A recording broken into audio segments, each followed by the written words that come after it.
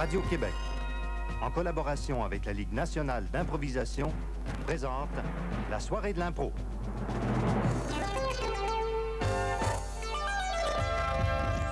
C'est ici que tout a commencé, le 21 octobre 1977 à minuit. Cet automne-là et le suivant, les trottoirs étaient envahis par une foule souvent grelottante de froid, mais déterminée à voir un match d'A-L-N-I. Ça se passait 2 soirs par semaine, sous les auspices du Théâtre expérimental de Montréal, qui logeait au 2e étage dans cet édifice, anciennement le restaurant Chez Beaujeu. La salle étant exiguë, les billets étaient rares et disparaissaient en 10 minutes. Oui. Appliquer les règlements, c'est très important.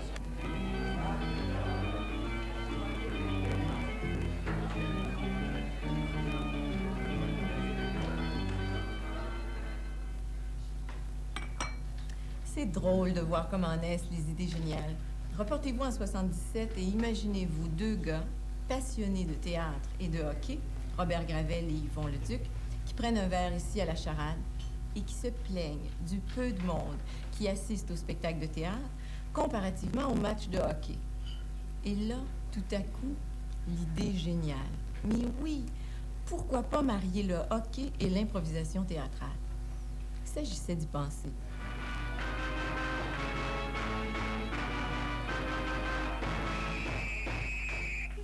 Avec Pierre Martineau, Yvan Ponton, Pierre Lavoie, ils ont tout imaginé en quelques semaines. Les règlements, le décor, la musique, les claques, bref, toute l'atmosphère. Au début, des comédiens un peu sceptiques se sont portés volontaires pour jouer finalement 17 matchs au lieu des 4 prévus au départ, devant un public délirant.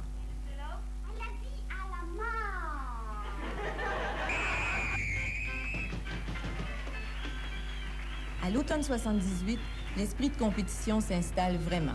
Il y a séance de repêchage et les 6 coachs choisissent leur équipe régulière parmi les comédiens et les comédiennes, soit de l'Union des artistes ou des finissants des écoles de théâtre. C'est la super série 78, 19 matchs où les équipes convoitent déjà les coupes Charade et Beaujeu, du nom des 2 restaurants qui ont vu naître la L.N.I. Faute d'espace et pour cesser de refuser du monde, la L.N.I. déménage en 1979 à l'Atelier Continu, qui est installé à l'époque dans cette école derrière moi. On y construit un amphithéâtre de 350 places, rempli à craquer les 20 soirs de match. Mais l'événement de la saison 79, c'est ce match historique entre Québec-Montréal le 19 novembre. Pour la première fois, une équipe de la vieille capitale affronte une équipe d'étoiles de Montréal qui l'emporte de justesse sur sa propre patinoire. C'est à sa 4e saison, en 1980, pour la série de la décennie, que la L.N.I. trouve enfin un amphithéâtre à sa mesure, 550 places. C'est la salle Alfred Laliberté de l'Université du Québec à Montréal. Pendant 4 ans, tous les matchs disputés là le furent encore à guichet fermé. La popularité de la L.N.I. devient fulgurante grâce à une série d'événements majeurs, dont la première retransmission en direct à la télé de Radio-Québec en 1982. La L.N.I. devient enfin accessible à l'extérieur de Montréal. L'accueil est unanimement favorable. On en veut encore. Et puis, pour ces 5 ans, la L.N.I. se fait une première tournée en France, histoire de vérifier le vieux rêve humanitaire et internationaliste du président Gravel. Je pense que pour le moment, le phénomène de la spontanéité en improvisation, il est typiquement québécois. Il appartient au Québec. Mais il va irradier maintenant. Dès que les gens vont être au courant de ce sport magnifique, ça va irradier forcément. Donc, on doit s'attendre à ce qu'avant longtemps, des pays aussi éloignés et aussi bizarres que la Russie, la Tchécoslovaquie, la Pologne, des pays où le théâtre a une tradition de très longue date, vont former des équipes qui voudront se prendre contre nous autres, carrément. Alors, on sera visité par la gang de Grotowski, par exemple. On sera visité par le pardon? Le Théâtre No, peut-être. Le Théâtre No. Imaginez alors qu'une équipe de Japonais qui parlent en... Non.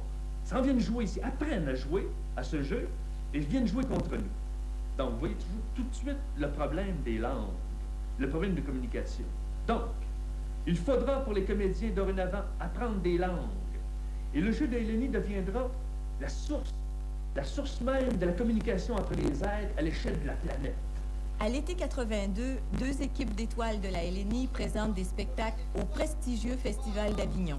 C'est la consécration et le bonheur suprême de patiner enfin en plein air à l'ombre des platanes. L'année suivante, la Belgique, la Suisse reçoivent la LNI et cette tournée européenne se conclut à Paris par la première retransmission en direct via satellite du match opposant la Ligue d'improvisation française à la LNI qui gagne de justesse en supplémentaire. L'honneur est sauf. Coupe charade à la française. Coupe charade à la française avec en forme de bouteille de champagne et toute l'équipe qui parade. En 1985, la LNI concrétise son grand rêve, le premier mondial de l'impro disputé chez nous entre des équipes de Belgique, de Suisse, de France et du Canada. Robert Gravel l'avait prédit, la LNI fera le tour de la planète. Plus modestement, précisons que la France, la Belgique, la Suisse, les Antilles, la Réunion, l'Italie, la Tchécoslovaquie, la Suède et même la Chine rouge s'intéressent maintenant à l'impro.